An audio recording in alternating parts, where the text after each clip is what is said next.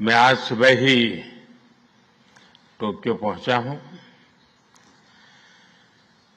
मुझे बहुत खुशी है कि मेरी यात्रा की शुरुआत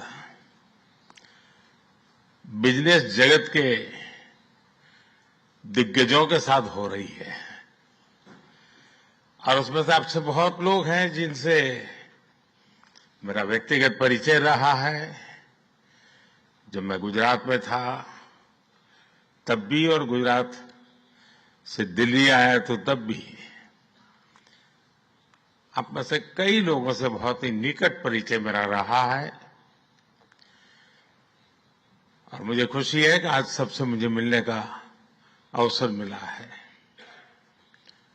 मैं प्रधानमंत्री इशिबा का विशेष रूप से आभार व्यक्त करता हूं कि वे इस फोरम से जुड़े हैं। उनके बहुमूल्य वक्तव्य के लिए मैं उनका अभिनंदन करता हूं। साथियों, भारत की विकास यात्रा में जापान हमेशा एक अहम पार्टनर रहा है। मेट्रो से लेकर मैन्युफैक्चरिंग तक, सेमीकंडक्टर से लेकर स्टार्टअप्स तक, हर क्षेत्र में हमारी साझेदारी आपसी विश्वास का प्रतीक बनी है। जापानी कंपनियों ने भारत में $40 बिलियन से ज्यादा का निवेश किया है। मात्र पिछले 2 वर्षों में $13 बिलियन का प्राइवेट इन्वेस्टमेंट हुआ है। जेबीआईसी कहता है कि भारत सबसे प्रॉमिसिंग डेस्टिनेशन है।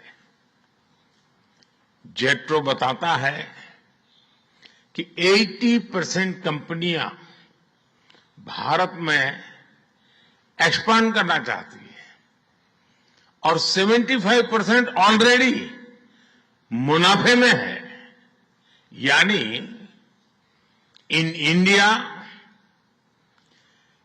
Capital does not just grow, it multiplies. साथियों, पिछले 11 वर्षों में भारत के अभूतपूर्व ट्रांसफॉर्मेशन से आप सब भली भांति परिचित है। आज भारत में पॉलिटिकल स्टेबिलिटी है, इकोनॉमिक स्टेबिलिटी है, पॉलिसी में पारदर्शिता है, प्रिडिक्टिबिलिटी है। आज भारत विश्व की सबसे तेज ग्रो करने वाली मेजर इकोनॉमी है और बहुत जल्द विश्व की तीसरी सबसे बड़ी इकोनॉमी बनने जा रहा है। वैश्विक ग्रोथ में भारत 18% योगदान दे रहा है। भारत की कैपिटल मार्केट्स में अच्छे रिटर्न्स मिल रहे हैं। एक मजबूत बैंकिंग सेक्टर भी है। लो इन्फ्लेशन और लो इंटरेस्ट रेट्स, करीब $700 बिलियन के फॉरेक्स रिजर्व है। साथियों, इस बदलाव के पीछे हमारी रिफॉर्म, परफॉर्म और ट्रांसफॉर्म की अप्रोच है। 2017 में हमने वन नेशन वन टैक्स की शुरुआत की थी। अब इसमें नए और बड़े रिफॉर्म लाने पर काम चल रहा है। कुछ हफ्ते पहले हमारी संसद ने नए और सिंप्लीफाइड इनकम टैक्स कोड को भी मंजूरी दी है। हमारे रिफॉर्म्स केवल टैक्स प्रणाली तक सीमित नहीं है। हमने ईज ऑफ डूइंग बिजनेस पर बल दिया है। बिजनेस के लिए सिंगल डिजिटल विंडो अप्रूवल की व्यवस्था की है। हमने 45,000 कंप्लायंसेस रेशनलाइज किए हैं। इस प्रक्रिया को गति देने के लिए डीरेगुलेशन पर एक उच्च स्तरीय कमेटी बनाई गई है। डिफेंस और स्पेस जैसे सेंसिटिव क्षेत्रों को प्राइवेट सेक्टर के लिए खोल दिया गया है। अब हम न्यूक्लियर एनर्जी सेक्टर को भी खोल रहे हैं। साथियों, इन रिफॉर्म्स के पीछे हमारा विकसित भारत बनाने का संकल्प है, हमारा कमिटमेंट है, कन्विक्शन है और स्ट्रेटेजी है। और विश्व ने इसे रिकॉग्नाइज ही नहीं, एप्रिशिएट भी किया है। S&P ग्लोबल ने 2 दशक बाद भारत के क्रेडिट रेटिंग अपग्रेड किए हैं। The world is not just watching India, it is counting on India. साथियों, अभी भारत जापान बिजनेस फोरम की रिपोर्ट प्रस्तुत की गई। कंपनियों के बीच हुई बिजनेस डील्स, इसका बड़ा विस्तार से वर्णन दिया गया। इस प्रगति के लिए मैं आप सभी का बहुत बहुत अभिनंदन करता हूं। हमारी साझेदारी के लिए मैं भी कुछ सुझाव बड़ी नम्रतापूर्वक आपके समक्ष रखना चाहूंगा। पहला है मैन्युफैक्चरिंग। ऑटो सेक्टर में हमारी भागीदारी बेहद सफल रही है और अभी प्रधानमंत्री जी ने इसका विस्तार से वर्णन किया।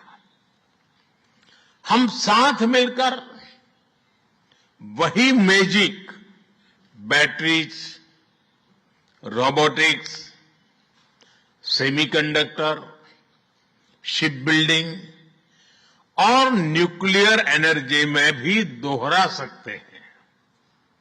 साथ मिलकर हम ग्लोबल साउथ, विशेषकर अफ्रीका के विकास में अहम योगदान दे सकते हैं। मैं आप सबसे आग्रह करता हूं, कम make in India, make for the world. Suzuki और डाइकिन की सक्सेस स्टोरीज आपकी भी सक्सेस स्टोरीज बन सकती है। दूसरा है टेक्नोलॉजी और innovation. Japan tech powerhouse है और भारत एक टैलेंट पावर हाउस है।